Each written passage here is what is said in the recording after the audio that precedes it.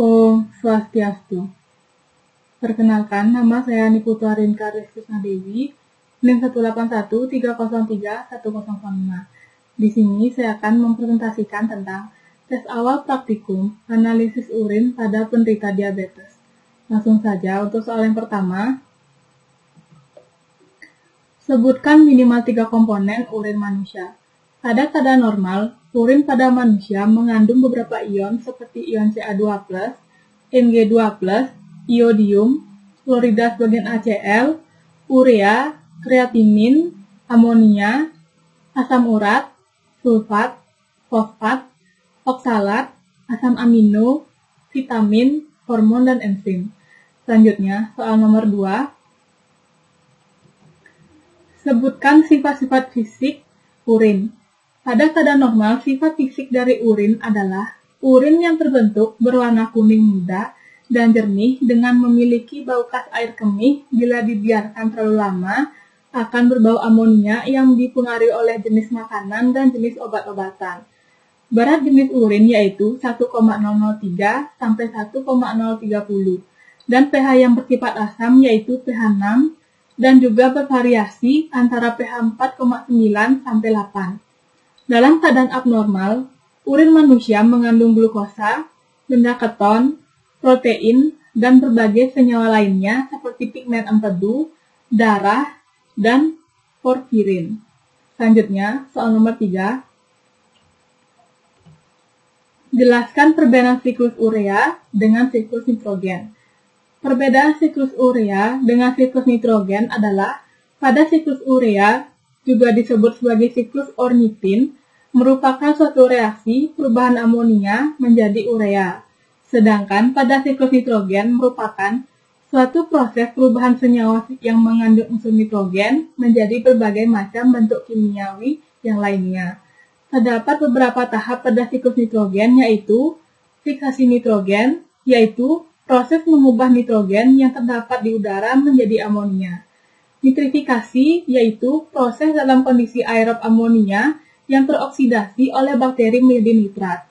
Asimilasi yaitu proses pembentukan senyawa nitrogen organik seperti asam amino dari senyawa nitrogen anorganik. Amonifikasi yaitu proses pengubahan senyawa biopolimer nitrogen organik menjadi amonia. Dan denitrifikasi yaitu proses mereduksi nitrat untuk diubah kembali dalam bentuk gas nitrogen. Selanjutnya, soal nomor 4. Jelaskan tahap-tahap siklus urea. Terdapat tahap-tahap siklus urea yaitu sebagai berikut. Yang pertama, sintesis karbamil fosfat yang merupakan tahap pertama dari siklus urea. Ini terjadi di matrik mitokondria hati. Ion amonium, karbon dioksida, dan fosfat yang berasal dari ATP sebagai bahan baku reaksi berkondensasi untuk membentuk karbamil fosfat dikatalis oleh enzim karbamil fosfat sintase 1, yaitu enzim yang terdapat pada mitokondria hati organisme uretelik 2-ATP yang dihidrolisis. Selama reaksi ini menyediakan tenaga penggerak untuk sintesis 2 ikatan kovalen, ikatan amida, dan ikatan campuran asam karboksilat, asam fosfat anhidrat dari karbamil fosfat. Dengan kata lain, reaksi ini memerlukan energi ditandai dengan adanya perubahan ATP menjadi ADP. Selain Mg2+, suatu asam dikarboksilat lebih disukai N-asetil glutamat, di mana perannya dalam reaksi ini sebagai kofaktor. Kofaktor ini menyebabkan banyak perubahan konformasional atau penyelesaian bentuk dalam struktur karbamil fosfat sintase yang membuka gugus sulfhidrat tertentu, menyembunyikan gugus lainnya, dan mempengaruhi afinitas enzim untuk ATP. Selanjutnya, yang kedua, sintesis sitrulin. Sintesis sitrulin adalah suatu reaksi yang terjadi di matrik mitokondria hati, pula sampai seperti reaksi sintesis karbamil fosfat. Pemindahan gugus karbamil dari karbamil fosfat ke ornitin membentuk sitrulin dan PI, atau ortofosfat, atau bisa disebut juga fosfat anorganik. Dikatalis oleh enzim L-ornitin transkarbomilase mitokondria hati. Reaksi ini sangat spesifik untuk ornitin dan keseimbangan cenderung kuat ke sintesis situlin. Yang ketiga, sintesis asam arginosuksinat merupakan reaksi pertama yang terjadi di sitosol hati, ditandai dengan masuknya ornitin atau hasil reaksi sebelumnya ke sitosol. Dalam reaksi sintesis asam arginosuksinat, aspartat dan situlin diikat bersama melalui gugus amino. Aspartat diikat bersamaan oleh enzim arginosuksinat sintetase. Reaksi ini membutuhkan ATP yang ditandai dengan adanya perubahan ATP menjadi AMP dan keseimbangan cenderung kuat ke sintesis arginosuksinat. Selanjutnya, yang keempat, penguraian asam arginosuksinat terjadi di sitosol hati. Penguraian asam arginosuksinat menghasilkan arginin dan asam fumarat. Reaksi ini dikatalisis oleh enzim arginosuksinase, suatu enzim yang berasal dari hati dan jaringan ginjal. Reaksi berlangsung melalui mekanisme pembuangan trans. Fumarat yang terbentuk dapat dikonversi menjadi oksaloasetat melalui reaksi fumarat dan melat dehidrogenase, dan selanjutnya ditransminasi untuk membentuk kembali atau regenerasi aspartat. Yang kelima, penguraian arginin. Penguraian arginin yang terjadi di sitosol hati ini menghasilkan arginin dan urea atau asam fumarat. Reaksi ini merupakan reaksi terakhir dalam tahap siklus urea dan membentuk kembali atau regenerasi ornitin, yang merupakan substrat untuk reaksi yang kedua. Penguraian hidrolitik gugus guanidino dari arginin dikatalisis oleh enzim arginase yang terdapat dalam hati semua organisme ureotelik. Dalam jumlah yang lebih kecil, enzim arginase juga terdapat dalam jaringan ginjal, otak, kelenjar mamai, jaringan testikuler, dan kulit. Enzim arginase hati mamalia diaktifkan oleh CO2+ atau N2+. Ornitin dan lisin merupakan penghambat kuat yang bersaing dengan arginin. Selanjutnya, soal nomor 5. Apa yang dimaksud dengan oliguria?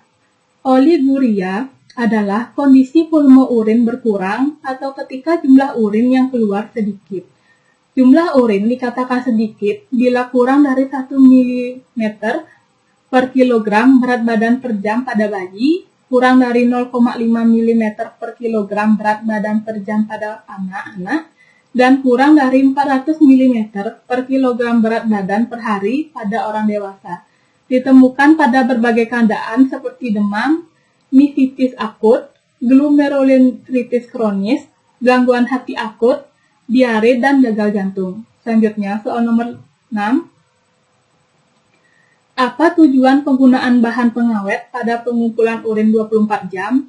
Tujuan penggunaan bahan pengawet pada pengumpulan urin 24 jam adalah untuk meminimalkan degradasi yang terkait dengan kondisi penanganan dan penyimbangan yang bervariasi, serta menghambat perubahan susunannya agar tidak terjadi dekomposisi urin.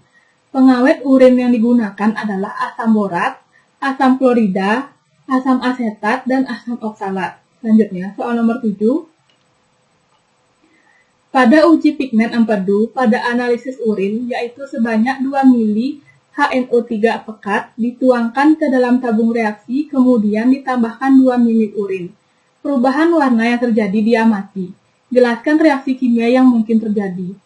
Urin yang ditambahkan asam nitrat pekat akan berubah menjadi warna cincin merah. Warna tersebut menunjukkan adanya pigmen-pigmen empedu seperti bilirubin, biliverdin, uribilin, atau uribilinogen. Penambahan asam nitrat pekat bertujuan untuk mengkondensasi pigmen empedu yang terdapat dalam urin abnormal. Selanjutnya, soal nomor 8. Pada uji koagulasi dilakukan dengan langkah sebanyak 5 mili, urin dimasukkan ke dalam tabung reaksi, kemudian dididihkan. Endapan yang terbentuk adalah protein atau fosfat. Selanjutnya, ditambahkan 5 tetes asam asetat. Bila endapan tetap, ada menandakan ada protein sebab fosfat akan larut dalam suasana asam. Tuliskan reaksi yang terjadi. Protein dalam urin jika dipanaskan akan terkoagulasi akibat kenaikan suhu, sehingga protein dan fosfat terendapkan, dan penambahan asam asetat bertujuan untuk mengetahui adanya protein yang mengendap. Adapun reaksi yang terjadi yaitu di sini sudah disediakan gambar, di mana gambar ini adalah reaksi keangkoteran protein dalam suasana asam. Koagulasi disebabkan karena adanya ion H+ dari asam asetat terikat pada gugus negatif pada protein. Ketika ion H+ dari asam asetat masuk ke dalam larutan, akan mempengaruhi keseimbangan dan pengkutuban muatan dari molekul protein. Perubahan pengkutuban ini yang menyebabkan rusaknya konformasi struktur protein, sehingga menyebabkan terganggunya stabilitas dari protein. Selanjutnya, soal nomor 9. Tuliskan reaksi yang terjadi pada uji Heller. Prinsip uji Heller adalah adanya lapisan endapan atau cincin yang terbentuk jika protein bereaksi dengan asam sitrat pekat, atau pada reaksi Robert, asam nitrat dan magnesium sulfat, bila ditambahkan secara perlahan. Terdapat reaksi yang terjadi pada uji Heller yaitu, di sini sudah disediakan gambar, di mana gambar ini adalah reaksi yang terjadi pada uji Heller. Selanjutnya, soal nomor 10. Sebutkan makna uji Benedict semi-kuantitatif pada analisis urin. Uji Benedict semi-kuantitatif adalah uji yang digunakan untuk mengetahui kandungan glukosa dalam urin yang dapat dilakukan secara semi-kuantitatif. Prinsip uji Benedict semi-kuantitatif adalah glukosa yang memiliki gusaldehid atau keton bebas yang akan mereduksi kuprooksida dalam reaksi Benedict menjadi kuprooksida yang tidak larut dan berwarna. Hasil reaksi positif yang ditunjukkan dari uji Benedict semi-kuantitatif adalah timbulnya endapan yang berwarna hijau, kuning, atau merah bata. Selanjutnya, soal nomor 11. Jelaskan uji penetapan kadar kreatinin urin.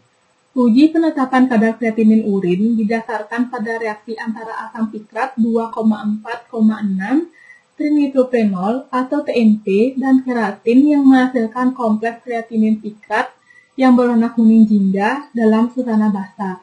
Kompleks ini terbentuk dengan pemberian proton nitrogen oleh asam pikrat kepada kreatinin dalam suasana basah yang kemudian terbentuk kreatinin rantai lurus. Terbentuknya warna kuning jingga ini menunjukkan hasil positif yang merupakan tanda telah terpecahnya kreatinin dalam urin dan menjadi garam asam pikrat. Sehingga, uji penetapan kadar kreatinin urin dapat digunakan untuk mendeteksi keberadaan kreatinin dalam urin. Terdapat cara uji penetapan kadar kreatinin urin yaitu sebagai berikut. Yang pertama, pada blanko, ke dalam labu ukur 100 ml ditambahkan sebanyak 1, ml NaOH 10%, 20 ml larutan asam pikrat jenuh, dan 1 ml aqueous. Kemudian kocok dan diamkan 25 menit. Encerkan larutan dalam labu ukur sampai tanda batas. Kemudian, ukur absorbansinya pada panjang gelombang 540 nanometer. Selanjutnya, untuk standar 1 dan standar 2, ke dalam labu ukur 100 ml, tambahkan sebanyak 1,5 ml NaOH 10%, 20 ml larutan asam pikrat jenuh, dan 1 ml standar 1 dan standar 2. Kemudian kocok dan didiamkan 25 menit. Encerkan larutan dalam labu ukur sampai tanda batas, kemudian ukur absorbansi pada panjang gelombang 540 nanometer.